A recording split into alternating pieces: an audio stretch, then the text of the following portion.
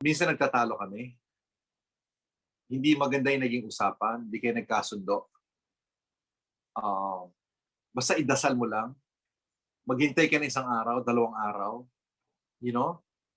The Spirit speaks to them, but they want to make their own decision. They want to assert their independence. Because they're leaders. So I've learned not to ask for a yes or no now. We discuss, sometimes we argue, and then I just run to the Lord after say, Lord, kayo nang bahala. But you know what? 9 out of 10 times, when they come back, they know the right decision to make, but they made it themselves. Pero kailangan patient ka. Huwag kang masyadong controlling. Kasi kung masyadong kang controlling, hindi ma-develop yung leadership skills ng mga boys. Decision making, leadership skills ng mga bata. Your kids your kids are so blessed to have you as their parents, because it seems that you have been, you're a child at Ate, you're a child development or child psychologist, master graduate, and Kuya Anthony, you're master speaker, master trainer, and both of you are great models for them in terms of how it is like to be a man and how it is like to be a woman. But in terms of, and as well as your marriage, I'm sure your kids are so blessed to have you as their models of how a marriage should look like. But in terms of your relationship, has it always been easy? Has it always been what? Easy, kayong dalawa. Easy? 27 years nang hindi easy, no? It's never easy. It's always, you have to put in a lot of work and effort. But, it helps na there's love. You want to be together. You want to work it out. And you know why you're there for a reason. Pero, it's work. Was there a time that you wanted to give up on it? Yes. Every year. Kailangan may renewal every year. Once a year. Once a year. Ganyan. For example, ito yung mga bubuhay sa atin, bro, di ba? Yan, Streams in the Desert, November 23, Rock Flowers. The devotion is about flowers that grow on the rock, where it's rough, there's no soil, kulang ang tubig. Pero, yun ang pinakamagagandang bulaklak, So, pag binabasa ko to, kahit na minsan nagkakaroon kami ng conflict, hindi kami nagkakasundo ni Maricel, you have hope, So, God gets His best soldiers out of the highlands of affliction. And I really think that Maricel and I have had many challenging times and continue to, because our kids, and maybe we also chose certain callings just like you, that are not easy. They're scrutinized. We are easily criticized sometimes. There are people who, of course, encourage us, but there are also those online who bash us every day.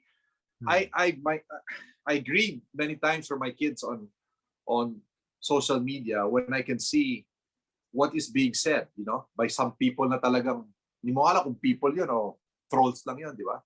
Parang iniisip ko, oh my God, if I was a 20-year-old receiving this kind of comments, this must be painful. This must be painful.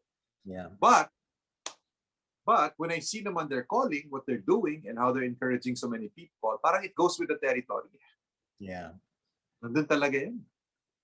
I remember nga nung na-engage, you guys were there when we got engaged, di ba? Kami ni Miriam. And after that, that's when I experienced the harshness and the bashing of social media. Yeah. All the criticisms from people I don't know, and so yung Facebook naging hate book. At medyo mature ka na nun para maintindihan mo. Ngayon yung mga kabataan. Exactly. Yeah, they go through that, and that's why we're also very active in those programs where we can help the youth have good mental health, and yung mga anak din namin, they're very involved in all these kinds of causes para magkaroon ng positivity all around them in this kind of social media platforms. But we haven't we haven't reached, and I don't think we ever will reach that stage where we got this. No, I mean, sorry, it's a nice thing to say, but we don't get it. God has this Yeah. every day, one day at a time. I don't know what's gonna happen next week in terms of our challenges, but God has this. So I think your desperation to cling, our desperation to cling to the Lord one day at a time, is what's keeping us alive and kicking. There's this book called His Knees and Her Knees. Sige, you've been married for 28 years. Sige, Kuya, bro, Anthony, can you, makikikuya sana ako. Kuya ka. Hindi ka mo matanda sa akin. Matanda ka sa akin eh. In terms of marriage maturity, mas may experience kayo. 28 So years in that kasi. sense, Mag-8 kuya ka. years pa lang eh. Oo, Plus 8 years 17 years of thinking. But Oo. okay, what do you think are Maricel's top 5 needs? One is to be assured because she grew up in an environment where she was not. Hmm. Another one is, kanina nag-holding hands kami, gusto daw niya eh. Although, No, not holding hands. Cuddle. cuddle, pero Everyday cuddle. nagagunan din tayo. Cuddle, holding Kinunan hands, pa kami ng everything. picture ng anak namin. Pangalawa, number three, kailangan niya ng kasamang tumakbo at mag-exercise. Exercise, Diba? Companionship, especially when it comes to her health. She wants that. Number 4, kailangan niyang i-depensa ko siya sa mga bumabangga o kahit dito sa bahay. Pag nakakabangga niya yung mga anak niya, kailangan niya ng isang defender to step in. Number 5, sex. I mean, kailangan pa rin niya yun. Sex. Hindi ba kasama yung sa number 2? Doesn't that lead to number? Ano yung number 2? Mga lalaki, high Hindi, number priority. 2 was cuddling and touch. So Hindi. Iba yung cuddling, Pag cuddling lang. Pag cuddling lang. Kasi, Pulupot. oo, Every day I have to pag have gusto my niya cuddling lang, daily pulupot. pag pinilit mo yung isa, violation yun. Violation. Di ba? okay, ikaw naman Maricel, what do you think? Tama Ako ba? tama ba? Medyo? Tama ba? Oo. Tama ba yung No, rate? pwede bang 6? Order. Nakalimutan ko Tama yung ba yung 6 order? eh. Oh, Pwede bang 6? One more? yeah. I really think that she needs to see that on a daily basis, God comes first in my life. She says this. She said this many times na it gets her really secure when she sees na bago ko pa siya kausapin ko muna ang Panginoon.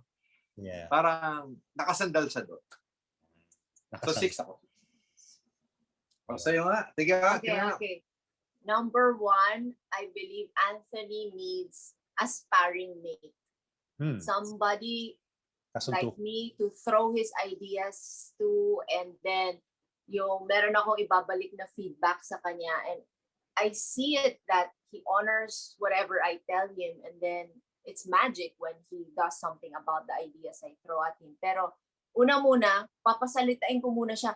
Di ba, motivational speaker, you can speak for 8 hours. Ako naman, I can listen for 8 hours. Pero there are times na, syempre nai-impatient rin ako, pero I know he needs somebody to Okay, really, number 1 ka pa lang. to really, to really throw out his ideas. Tama ba? Iron sharpens iron. Oh, 1, yun. Tapos 2 is that he needs me, or he needs to know that we are behind him and we trust him. Support. Number 3, importante sa kanya yung respect.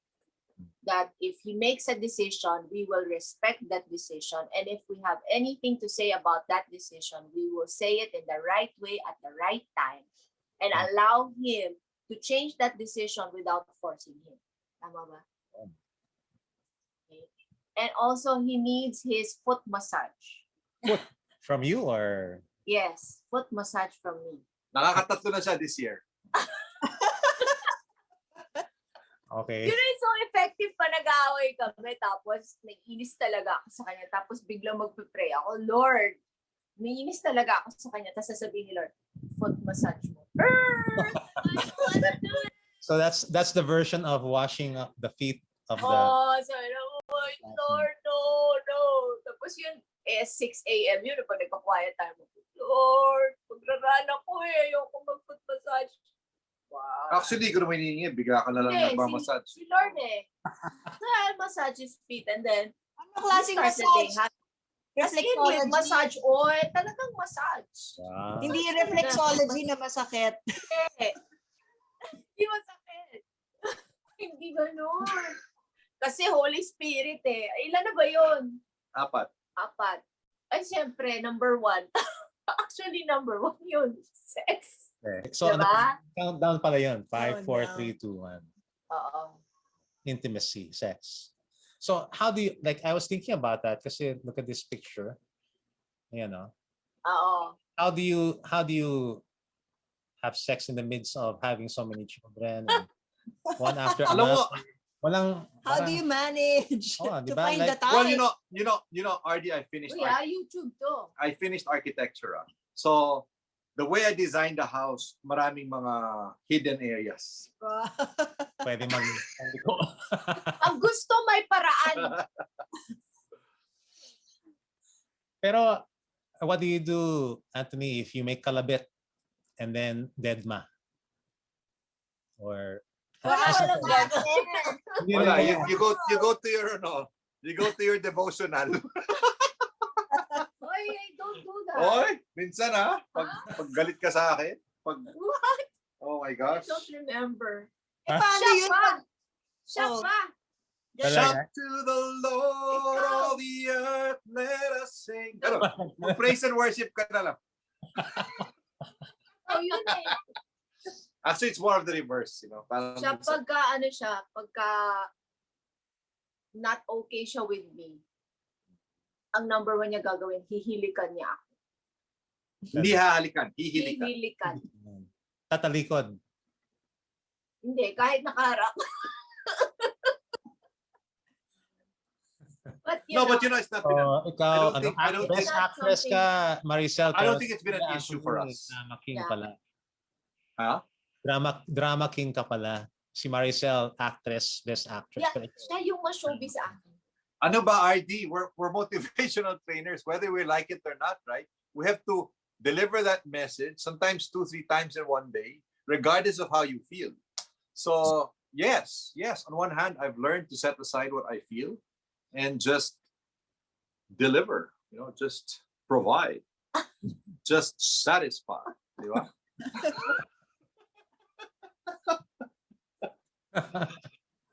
That's so different from all the others that we've interviewed. No?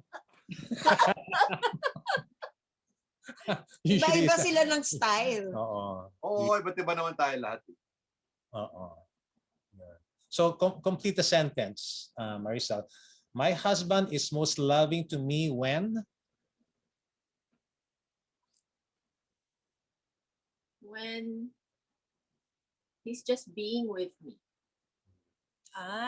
Time is your love language. Yeah. Just being.